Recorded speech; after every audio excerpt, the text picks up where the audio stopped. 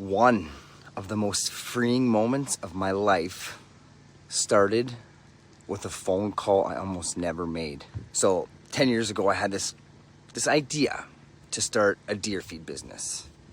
The problem, I had never done anything like this before.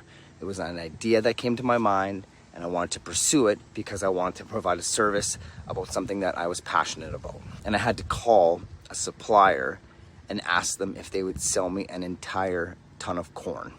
To most people, that probably sounds so simple.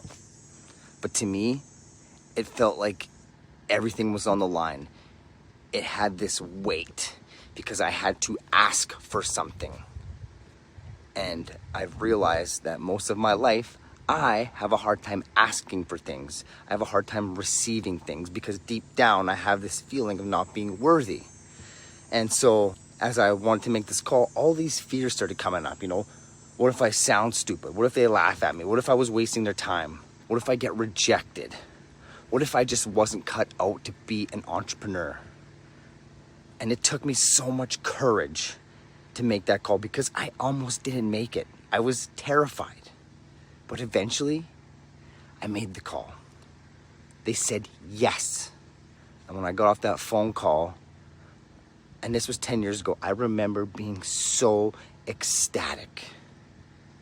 And I went a few hours later, picked up that ton of corn, put it in my half-ton truck, and I remember thinking, this is what courage feels like. This is what it feels like to move through a fear that is only imagined in the mind. It wasn't about the corn. It was about becoming the kind of person who acts even when fear is screaming at them. I've noticed something since then. The moments that make us feel most alive almost always live on the other side of fear. It's not because fear just disappears, but because every time you move through it, you prove to yourself that you're capable of more than you believed. So here's a question.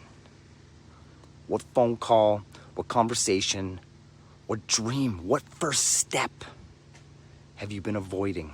Because honestly, it might just be the thing that changes your life.